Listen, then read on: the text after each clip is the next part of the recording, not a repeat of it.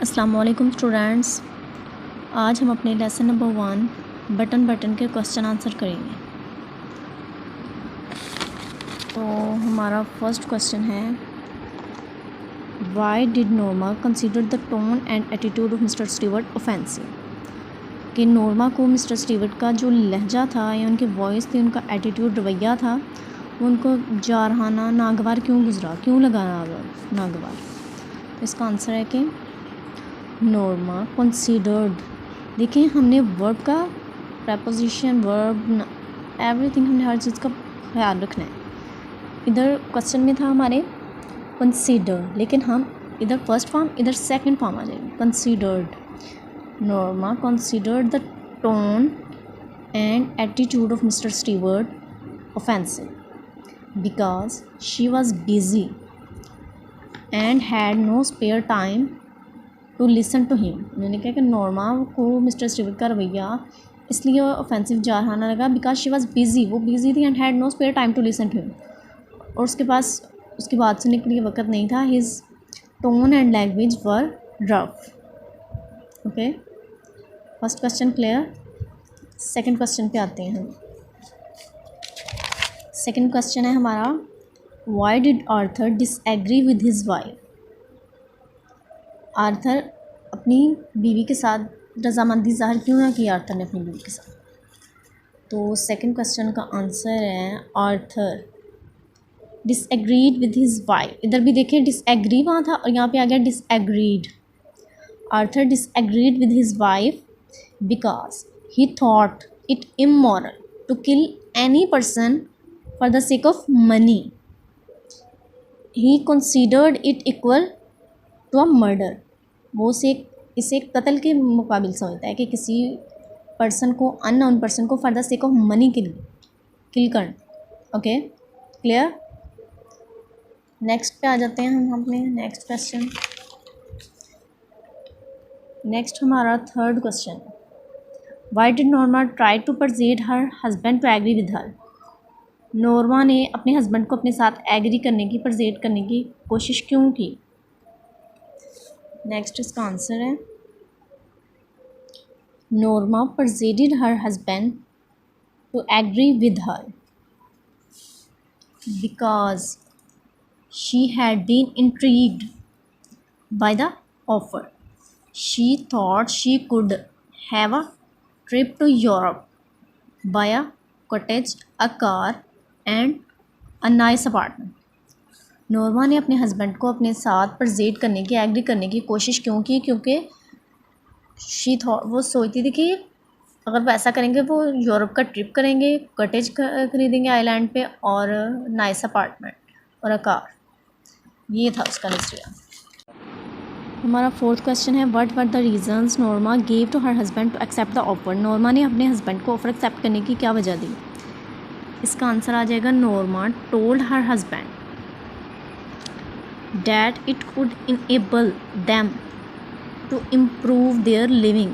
They would be able to realize their dreams about buying a cottage, a car, a well-furnished apartment and having a trip to Europe. ये बात थी उसकी कि उसने क्या reason दिया अपने हस्बैंड को ऑफर एक्सेप्ट करने की कि हम इसकी वजह से हमारा क्या बेनिफिट होगा। नेक्स्ट हमारा क्वेश्चन नंबर 5 आ जाएगा।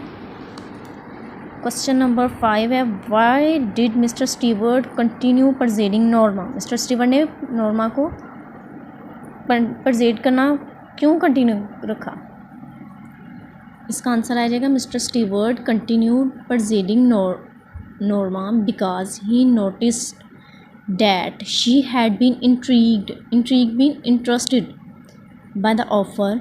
नोरमा belonged to a poor family with least facilities of life. Stewart wanted to exploit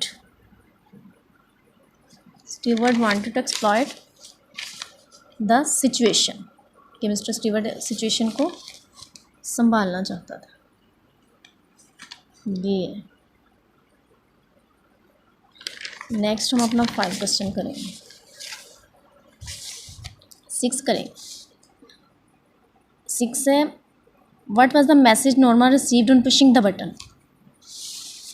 कि बटन को पुश करने पर नॉर्मा ने क्या मैसेज रिसीव किया। क्वेश्चन नंबर 6 का आंसर है on pushing the button Norma received a call from Lenox Hill hospital. She was informed of her husband's death. Okay, next हमारा आ जाएगा question number 7। What is the significance of Arthur's life insurance policy. और इसका answer है 7 question number का, Arthur's life was insured for $25,000। It was to be doubled in case of such an accident. ये किसी भी हादसे के केस में नतीजे में ये डबल कर दी गई कि 25 थी उसकी इंश्योर्ड लाइफ इंश्योरेंस पॉलिसी, लेकिन any accident it was to be doubled, 25 से 50,000 हो जाएगी।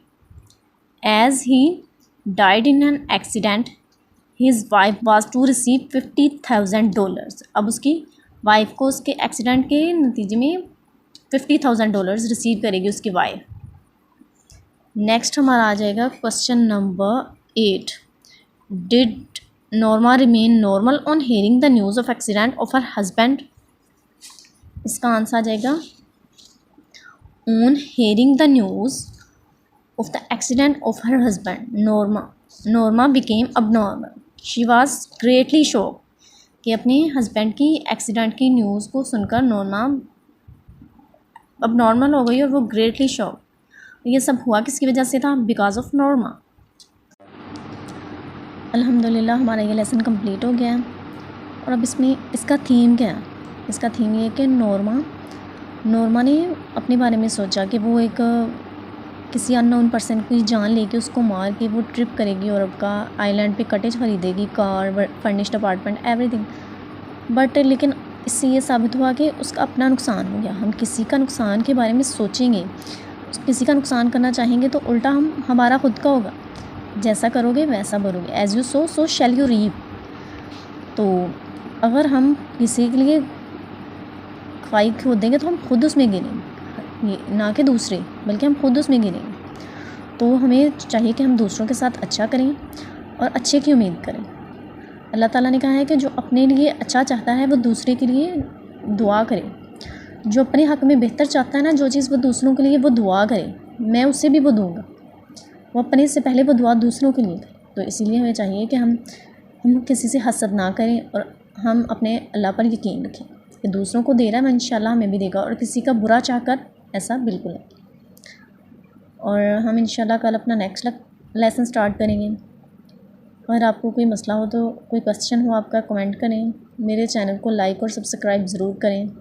थैंक्स। अल्लाह हाफ़िज़।